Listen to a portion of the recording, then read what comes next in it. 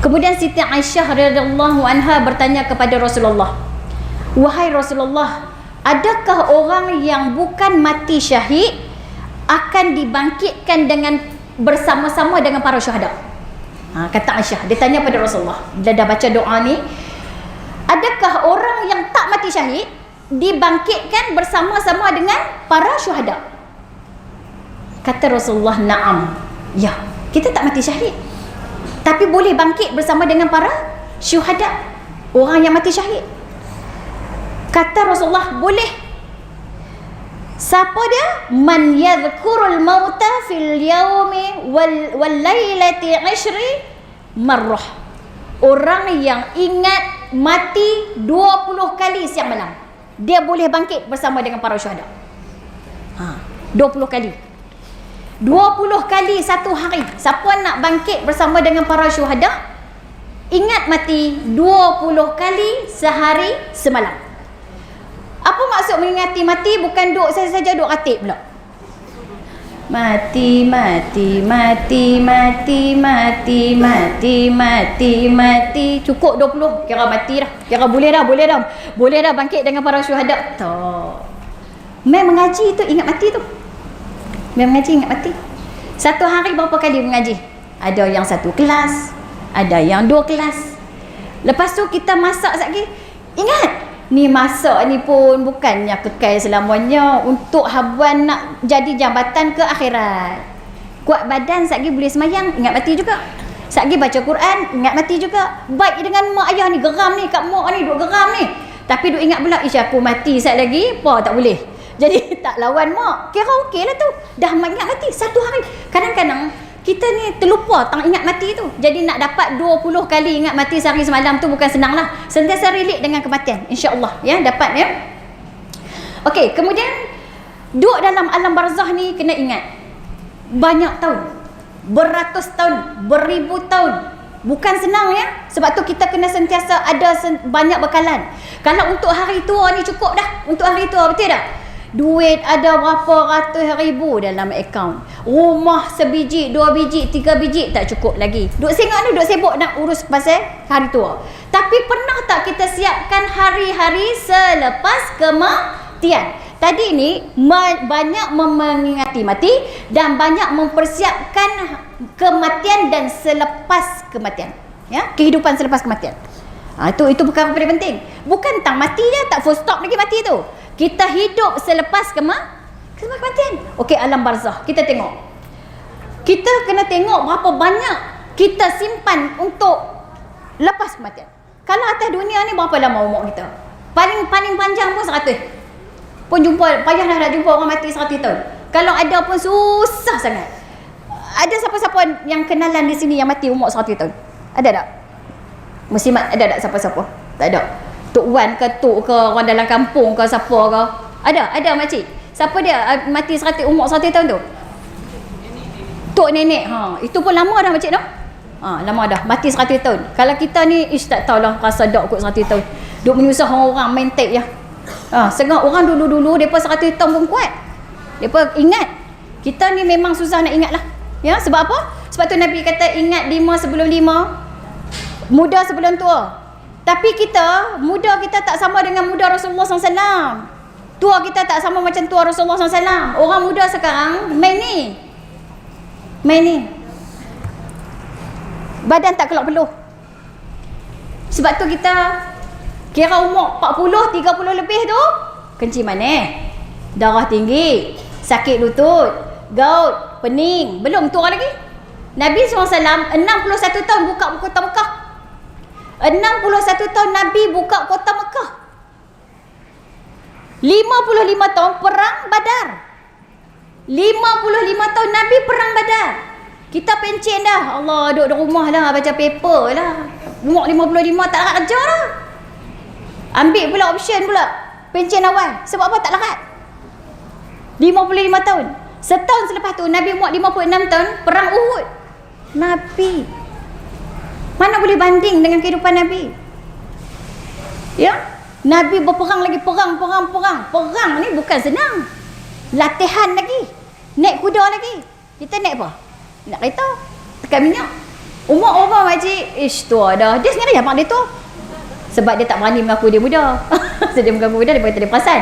Tua dah berapa? 55. Tua dah 55. Ya. Jadi mana di alam barzah kita diajar untuk supaya mengingati di alam barzah kita akan berhadapan dengan malaikat munkar dan nakir, ya. Yang tadi Ustazah kata amal-amal tadi sebelum munkar dan nakir main. Selepas tu munkar dan nakir main, dia kata apa? Sebab dah ada peneman-peneman dia di situ. Lepas tu dia kata apa? Dia tak takut dengan munkar nakir sebab munkar nakir adalah makhluk Allah macam dia juga. So dia tak takut. Bila kita duduk seorang-seorang dalam tu tak ada amal, kita akan takut sebab kita duduk seorang-seorang. Itu yang bahaya tu. Okey? Jadi maknanya untuk kematian ni orang jarang bersiap. Ya, tapi untuk pencen memang orang bersiap. Untuk hari tua memang orang siap. Tapi untuk mati orang tak siap. Sikap kita yang sombong kepada Allah Subhanahu Taala, ibadah pun kita lupa. Jadi maknanya orang yang sentiasa ingat kematian ni adalah orang yang sentiasa baik dengan orang keliling dia. Sebab apa? Dalam orang keliling dia akan memberi kesan kepada akhirat dia. Contohnya dia ada suami, dia ada anak-anak. Ya? Orang ada suami, ada anak-anak, ataupun orang ada isteri dan ada anak. Dia akan baik dengan isteri dan anak-anak dia. Sebab dia tahu kalau dia buat buruk kepada isteri dan anak dia, dia akan memberi kesan kepada alam barzah dia. Ustaz cerita lagi Saidina Uthman tadi. Saidina Uthman, bila diceritakan tentang syurga neraka, dia relax je. Relax je, biasa saja. Tapi bila dia pergi ziarah kubur, menangis tu tak mamau. Orang kata tak mamau lah. Teruk sangat menangis dia. Sampai dia kata, "Hai Saidina Uthman, apa macam ni? Pelik sangat ni. Masa orang duk cerita tentang syurga neraka, okey je. Tapi bila mai dekat kubur, pasal apa menangis? Pasal apa teruk sangat menangis?" Dia kata, sebab kubur tu, alam kubur tu penentu kepada nasib selepasnya. Dan alam kubur tu sangat dahsyat. Nak cerita dahsyat, sangat dahsyat. Sangat dahsyat. Kalau kita, sebab tu Nabi kata kalau orang cerdik itu orang yang mempersiapkan kematian. Orang yang mempersiapkan kematian, orang yang mengingati kematian. Sebab dia tahu alam barzah tu sangat dahsyat. Jadi bila dia bersiap, dia baik dengan orang keliling dia. Dia baik dengan siapa? Dia baik dengan anak isteri dia. Anak-anak dia tu, kalau dia ada, dia tak didik anak-anak dia yang heret dia masuk neraka. Isteri dia biang isteri dia tak tutup aurat, tak semayang, tak buat ibadat, isteri dia akan heret dia masuk dalam neraka. Dia dah sampai dekat pintu dah, tak boleh masuk sebab jiran, masalah jiran tak selesai. Dia bergaduh dengan jiran dia. Dia bergaduh dengan adik-beradik dia putuskan hubungan.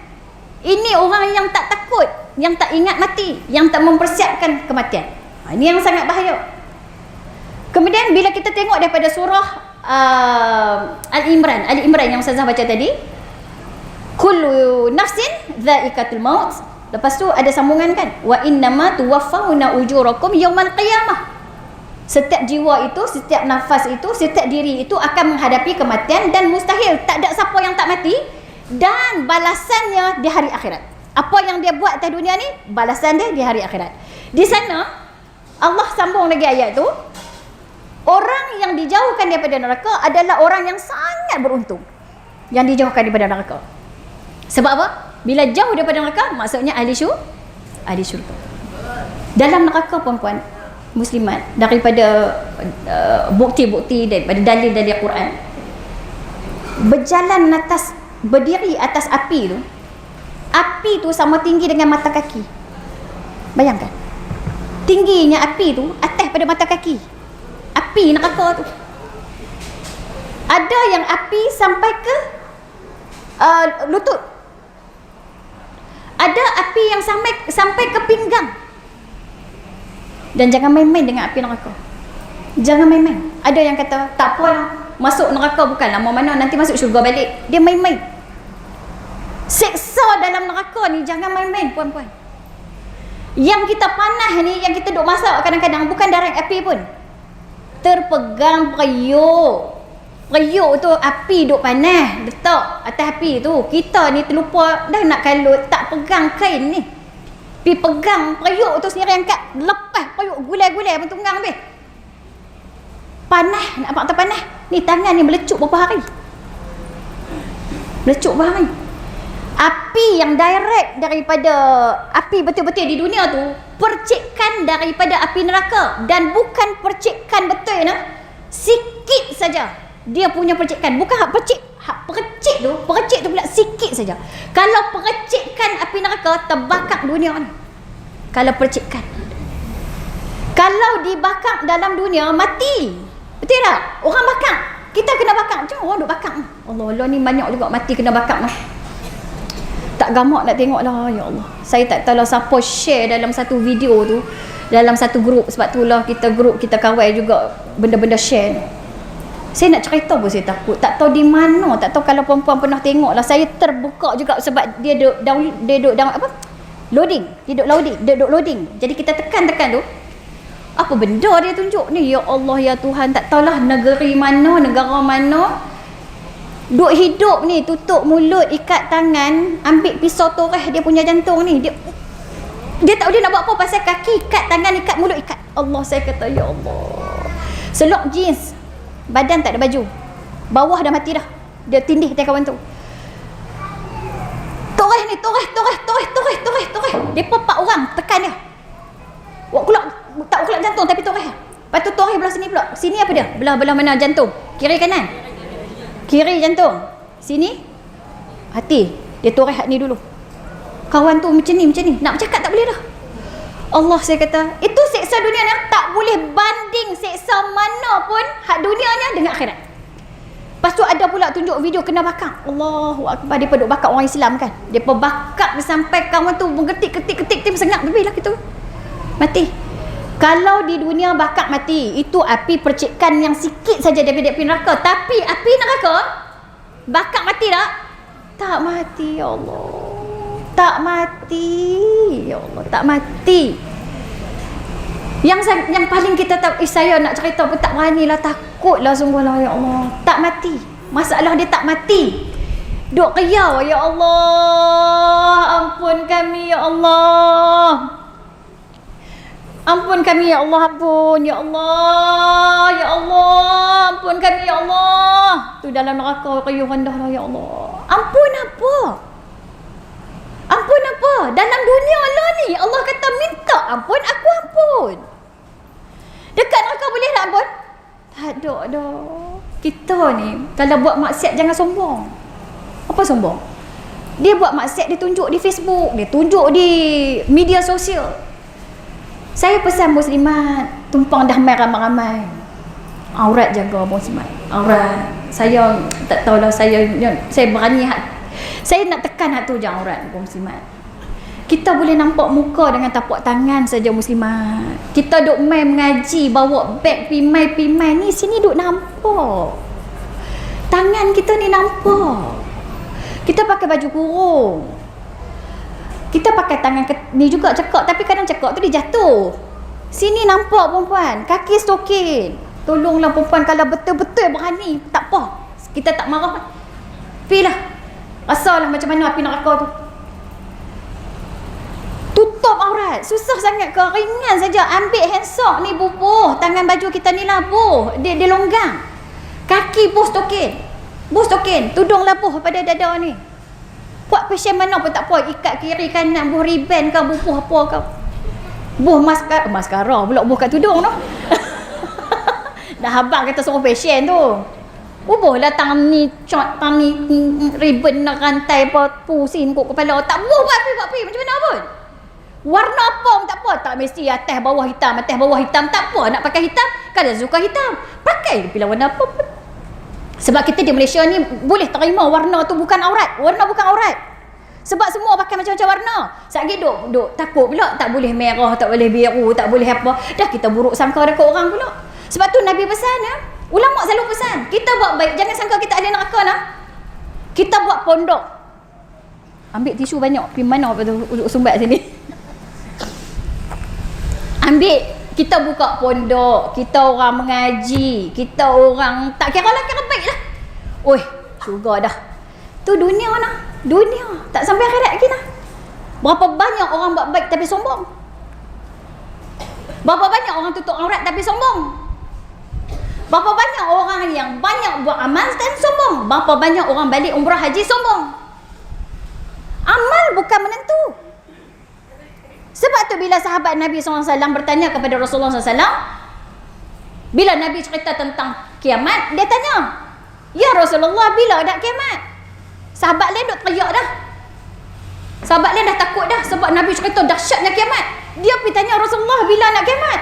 Rasulullah kata, amboi, hang tanya pula bila nak kiamat. Orang lain punya tak berani tutup mulut rapat nak tanya kiamat, dia tanya pula bila kiamat.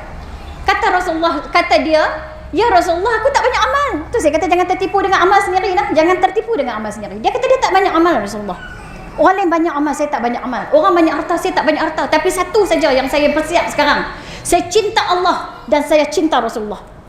Nabi bila dengar tu beralih muka dengan badan sekali. Tengok dia.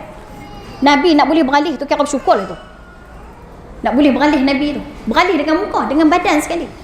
Allah, Nabi kata, orang tu, orang ni dia kata engkau bersama dengan orang yang kau cinta. Siapa dia cinta tu Ustaz? Rasulullah dan Allah. Dia dengar yang tu, dia kata, sungguh aku tak pernah dapat satu nikmat yang lebih besar daripada nikmat iman selepas aku dengar Nabi cakap ni. Sebab tu kita sekarang ni banyak amal, jangan sombong. Yang tu satu juga, satu topik yang kita kena bincang tentang syirik ni. Jangan sombong. Nampak orang, depa tak tutup aurat, depa ni neraka lah jawab tu. Boleh sebab tu dia kata neraka lah jawabnya tu. Kita ni jenis dah kembali pada Allah, depa tak kembali lagi. Kita jangan, ya, sentiasa berbaik sangka, ya, doakan kepada mereka. Sebab tu bila Nabi pun pesan, ya, bila nampak mayat jangan buruk sangka. Mata dia terbuka ke, mulut dia tenganga ke, mati hitam ke, jangan cerita. Jangan cerita dekat orang sebab kita tak tahu apa di sebalik hikmahnya. Orang bunuh diri pun kita tak boleh buruk sangka. Sebab kita tak tahu lah ni orang jenis pukul, dia ikat seolah-olah macam mati bunuh diri. Padahal orang tu baik, bukan bunuh diri. Kita tak sangka dia boleh bunuh diri. Kita kata macam tu. Seolah kita mengiyakan perbuatan tu. Sedangkan dia dibunuh. Tu kena jaga sangat. Jaga sangat, ya.